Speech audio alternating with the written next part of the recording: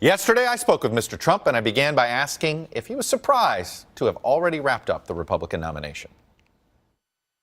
Well, I thought I'd do it. I didn't know I was going to do it this early. I assumed that Hillary would be watching me as opposed to me watching Hillary, so that's good. And it's going to be an interesting thing because Bernie Sanders is not being treated fairly. Not being treated fairly. You know, it's a rigged system against him also. I'm no Bernie fan, I can tell you that, but it is a rigged system. Do you believe the system is, the Republican system was pretty rigged, too, even though you're winning it? Yeah. Totally rigged. It was totally rigged. And it was only that I was winning by so much. I was winning in landslides every week. And if I weren't, I wouldn't have been able to do it because it was dictated by the bosses. But you know what? I'm happy with it. It's like a boxer. You have to go and you have to knock out the opponent. We won so many landslide states, especially the last 7 or 8, that, you know, there was nothing much they could do about it. But it's not a good system. You complained about the system a lot. I'm curious. Are you now more open to same-day voter registration, allowing independents to vote in any primary they want? Are you going to be somebody that's going to advocate for those positions now to make it easier to vote since your voters had a hard time? Well, you can't expand the party that way. And, you know, we've done it both ways. I've always done better when independents could cross over. And frankly, when Democrats could cross over. You know, in New York, when we were doing the voting, they interviewed, a lot of people interviewed the people at the voting booths that, you know, manned the voting booths. Well, and if they had same-day, never seen anything like it. In New York, had there been same-day voter registration, those people could have voted. So are you for that? Well, I'll tell you what. But they said that they've never seen so many Democrats wanting to vote for Trump. They were by the thousands. And I will say this. On Election Day, we're going to do very well in New York. But the people were saying to the press that they've never seen anything like it. They've been there for 30 and 40 years doing this kind of stuff. I'm just curious. Where Democrats are going Do you over. want to see the voting laws changed to make it easier to vote? I want to see voting laws so that people that are citizens can vote, not so people that can walk off the street and can vote, or so that illegal immigrants can go and vote. No, I want to make the voting laws so that people it doesn't make any difference how they do it, but I don't think people should sneak in through the cracks. You have to have, and whether that's an ID or any way you want to do it, but you have to be a citizen to vote. Well, of course, that is the law as it stands already. No, it's not. I mean, you have places where people just walk in and vote. We don't have a lot of time. I want to move on here. Let me talk about the Paul Ryan situation. Frankly, you seem pretty annoyed by this. Are you? No, it's just the way it is. I don't think it hurts me at all, and I'd like to have his support. But if he doesn't want to support me, that's fine, and we have to go about it. Look. I'm going to get millions and millions of votes more than the Republicans would have gotten. If you look at the numbers, I think right now, or I will be this week or next week, in the history of the Republican Party, nobody has ever gotten so many votes as I have. I've beaten Eisenhower and Nixon and Reagan and everybody. And we have a tremendous group of people that's voting. And remember, I have a lot of states left. And if you look at the percentages I'm winning, I mean, I got 62% in New York, and I got these massive numbers all over, and I have 3 candidates. I was having to beat 3 candidates. You know, nobody ever mentions that you get 62%, but it's not against just one person. It's against, in this case, 3. And well, obviously, during the process, your case to Paul Ryan is, hey, the voters have decided, get on board. Well, I would say that's true. I mean, to be honest, I like Paul Ryan. I think he's a very good guy. He called me 3 weeks ago, and he was so supportive. It was amazing, and I never thought a thing like this. So you're stunned. I got blindsided by this. You feel blindsided by him? No, I would say stunned is a little bit, it's politics. I'm never stunned by anything that happens in politics. But I'm not, yeah, I was blindsided a little bit because he spoke to me 3 weeks ago, and it was a very nice call, a very encouraging call. I was doing well. He called me, I think, to congratulate me about New York because I won by massive numbers. I won everything. And then the next week, I won the 5 states in a row by all landslide numbers. And he called me to congratulate me. Couldn't have been nicer. And again, I have a nice relationship with him. Don't know him well. Met him one time, but have a nice relationship with him. And then all of a sudden, he gets on and he does this number. So I'm not exactly sure what he has in mind, but that's okay. If he can't endorse you, do you think he should be chair of the convention? I don't want to mention now. I'll see after. I will give you a very solid answer if that happens about 1 minute after that happens, okay? But there's no reason to give it right now. But I'll be very quick with the answer. It sounds like I know what it sounds like I know what the answer is, but you don't want to say it yet. You don't want to sound. No, you're not here. You don't want to issue threats. You're not going to issue a I public don't think threat. that's going to happen. You know, the parties come together. I have tremendous numbers of endorsements. I'm never going to get Romney's endorsement. He choked. He blew the last election. Yeah. I'm never going to get that. I'm never going to get Bush's election. You know, he thought I was too rough on him. He doesn't say that he spent $10 million on negative ads. But Jeb Bush, I was tough on him, and he was trying to be tough on me, but he's not a very tough guy. But, you know, I was very tough on him. But he spent $10 million or $12 million on negative ads on me. So why shouldn't I be? The fact is, and by the way, Chuck, very important, he signed a pledge. He pledged that he would support the nominee. And so did this lightweight Lindsey Graham. He pledged that he would support the nominee. You threatened to back away. You threatened to back away from that pledge a lot for various reasons. No. I didn't back away. In fact, one of the reasons I didn't back away is that I happen to be, despite what a few people think, I happen to be a very honorable guy. I signed a pledge, and that's a binding pledge. You know, I heard it's not binding. Well, it is a binding pledge. I have the best lawyers in the world. Yeah. They say it's an absolutely binding pledge. Well, it was definitely binding in South Carolina. It was very binding for South Carolina. That was the only way to get on the ballot. Well, remember, Chuck, remember this. Jeb Bush signed a pledge, a binding pledge. Lindsey Graham signed a binding pledge that they would endorse, that they would support and endorse. That's what it says. Now they're breaking. That's an honor, you know, that's a question of honor. They are not honorable people when they do that. Let me ask you about Mitt Romney. They're going against a pledge. As you know, there's chatter that he's being recruited to run as an independent. I know you say you don't care that you have his support, but if you could have a sit down with Mitt Romney, you know, he came to you as sort of a penitent man. You know, he came to you when he was wanting your endorsement. Have you thought about traveling to him and seeing if you can sort of calm the waters with him at all? And if you did, what would you say to him? Well, here's the story. I helped Mitt a lot. I raised a lot of money for him. I ruined the carpet in my apartments. I had so many people come. We actually had to have 2 fundraisers because there were so many people for his wife, who is a fantastic woman, by the way. I had these fundraisers in my apartment. They called me for help. And I did robocalls, I did speeches for him, I did everything during the primary season. During the election season, for some reason, they should have used me in Florida. He would have won Florida. But they had this, campaign manager, Stewart, whatever, who didn't like Donald Trump. He thought Donald Trump was too tough and too controversial and don't use him. So they didn't use me, and that was okay. When it came down to the convention, I wasn't a part of the convention, and that was okay.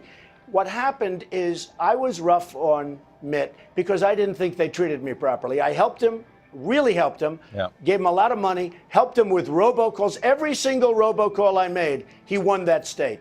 Every single speech I made, he won the state in terms of the primaries. When it came time to the general election, I waited for the call. I didn't care. Look, if they don't want to call me, that's okay. I'm a busy man. I have a lot of things to do. But if I would have been asked to help him in Florida, you saw what I did in Florida. I won in a landslide. I would have helped him. I certainly could have gotten him over the ledge. Wait a minute. So if Mitt Romney did that, I would be happy to talk to him. I think it's great. But so he owes you a thank you. You want him to thank you first for 2012 before you will reach out to him.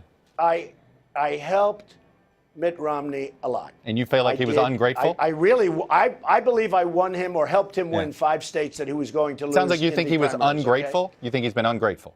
He was ungrateful, which is okay. A lot of people are ungrateful, but he was ungrateful. They did not respond accordingly, and that's okay. All right. But let me move on to see what happens. Let me move on to some issue things. There's a few things that some people think are contradictions, so I want to see if I can pin you down here. The issue of taxes. Your tax plan is one where the biggest beneficiaries are the 0.1% when it comes to raw dollars that will be saved among taxes. But then in an interview earlier this week, you seem to say, you know what, my tax plan, it's not set in stone, and maybe I'll raise taxes. Maybe I'll actually raise taxes on the rich. So I guess, which is it? Are you willing to raise taxes on the 0.1%? No. Let me explain how the world works, okay?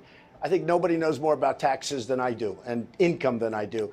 But I'll explain how it all works. I don't come up with it. I come up with the biggest tax cut by far of any candidate, anybody, and I put it in. But that doesn't mean that's what we're going to get. We have to negotiate. The thing I'm going to do is make sure the middle class gets good tax breaks, because they have been absolutely shunned. The other thing, I'm going to fight very hard for business. For the wealthy, I think, frankly, it's going to go up. And you know what? It really should go up. They should pay. The wealthy need to pay more taxes. What do you define as wealthy, by the way? Let me explain. Somebody like me. Let me explain something. I'm putting in a plan, Chuck. I have to negotiate now with senators and congressmen and lots of it. The fact that I put in a plan, it really is a floor. That's what it is, whether we like it or not. So I put in my plan. It's quite simple to see. It's a simplification. We lower the number of brackets. We lower the taxes on the middle class, on business, and we lower the taxes on everybody very substantially. But I have no illusions. I don't think that's going to be the final plan, because they are going to come to me, including the Democrats and everybody else. They're going to come to me. They're going to want to negotiate. But that's a floor. That's where we're starting. So is that now, when it comes time to negotiate, I feel less concerned with the rich than I do with the middle class. So it sounds should we take I feel that? very concerned. Should we assume that most of your plans then, we shouldn't take you at your word as sort of that they're floors, what you just described, that, you know what, it's my opening statement, but everything is negotiable. Excuse me, it's called life, Chuck. It's not my word. Of course, I put in a proposal. You know what they are? They're really proposals. People can say it's a tax plan. It's really a tax proposal, because after I put it in, and I think you know the Senate and Congress, you know as much as anybody, they start working with you and they start fighting, and let's see what happens. But I put in a proposal. Under my proposal, it's the biggest tax cut by far of any candidate, by far. Right. But I'm not under the illusion that that's going to pass. They're going to come to me. Right. They're going to want to raise it for the rich. Frankly, they're going to want to raise it for the rich more than anybody else. But the middle class has to be protected. Okay. The rich is probably going to end up paying more, and business might have to pay a little bit more. But we're giving a massive business tax cut. Remember this: we're the highest taxed nation in the world. Wait a minute. Let me stop you there. You just said businesses might pay a little bit more. You just said business might pay a little bit more, but we're going to get them a massive tax cut. You just said it within 10 words. No, I didn't say it. Excuse me. I said they might have to pay a little bit more than my proposal, Chuck. Oh, your proposal. Okay. I just wanted to get that clear. Than my proposal. Fair enough. I'm not talking about more than they're paying now. Gotcha. We're the highest taxed nation in the world. Our businesses pay more taxes than any businesses in the world. That's why companies are leaving. So they may have to pay a little bit more than my proposal. Is what I mean. Gotcha. Okay. No. I just wanted to clear that up. Okay, good. Minimum wage. Good. I'm glad you cleared it. Minimum wage. At a debate, you remember what you said. You thought you didn't want to touch it. Now you're open to it. What changed? Let me just tell you, I've been traveling the country for many months, since June 16th. I'm all over. Today I'm in the state of Washington, where the arena right behind me, you probably hear, is packed with thousands and thousands of people. I'm doing that right after I finish you. I have seen what's going on, and I don't know how people make it on $7.25 an hour. Now, with that being said, I would like to see an increase of some magnitude, but I'd rather leave it to the states. Let the states decide, because don't forget, the states have to compete with each other. Right. You want the federal government set a floor, and then you let the states. No, I'd rather have the states go out and do what they have to do. And the states compete with each other, not only other countries, but they compete with each other, Chuck. So I like the idea of let the states decide. But I think people should get more. I think they're out there, they're working. It is a very low number. With what's happened to the economy, with what's happened to the cost, I mean, it's just, I don't know how you live on $7.25 an hour. But I would say let the states decide. Another contradiction has been on your feelings toward Hillary Clinton. In 2012, as she was leaving Secretary of State, you praised her. You thought she did a good job. You even sort of said, you know what, she's not pushing her agenda. She had to carry on somebody else's agenda. Before that, you didn't fault her on the Iraq War vote because you said, you know what, she got bad intelligence like a lot of other people got. Now you say I didn't get bad intelligence. You say I didn't get bad intelligence. I understand that, but you said you kind of forgave her on that early on. Now you call her, she's been crooked from the start. I guess this goes back to which Donald Trump do we believe on your feelings toward Hillary Clinton, 2012 or now? Okay. So recently a magazine said Donald Trump's a world-class businessman, and I am. I built an amazing company, some of the greatest assets in the world, and just great stuff. All over the world. I go all over the world. I'm in Europe. I'm in Asia. I'm all over the world. I'm not looking to get in fights with politicians. I'm not looking to get in fights with the Secretary of State. So when I do something in a country, wherever it may be, in Dubai, where I'm doing big jobs, and other places, in China, where I'm actually getting ready to sign big jobs through my company, let me just tell you something. I want to get along with politicians. So when somebody says, what do you think of Hillary Clinton? Number one, I'm not looking at it that closely because I'm in business. But when somebody says 3, 4, 5 years ago, let's look at Hillary Clinton, what do you think? I say she's doing great. I say everybody's doing great. The fact is, she has not done a good job. When I look at what happened with Libya, when I look at what happened with Benghazi, when you look at the migration, when you look at all of the things, but I'm not looking to criticize. You can look at many politicians that haven't done a good job. How are they doing? They're doing just fine. I'm not looking to get into wars with politicians because I need politicians. All right, last question. Why not release the tax returns that aren't involved in the audit? Because it's a link. I have very big tax returns. I'm sure you've seen the picture where the returns are literally from the floor to up to here. They're extremely complex. Do you think you can do it before the election, though? I hope so. I'd like to. I have no problem with releasing the tax returns. Do you pledge to do it before the election? Excuse me. Sure. If the audit is finished, I'll do it as fast as the audit is finished. Remember this. I've already given my financials. And my financials show I'm worth more than $10 billion by any stretch of the imagination. Gotcha. Has tremendous cash flow. You don't learn much from tax returns, but I would love to give the tax returns, but I can't do it until I'm finished with the audit. Donald Trump, I got to leave it there. The crowd, it's fired up. We already heard Mike Leach, Steve Entman. It's fired up. Big Washington State stars up there. Thank you for coming on, sir. That's right. They're great people. Thank you.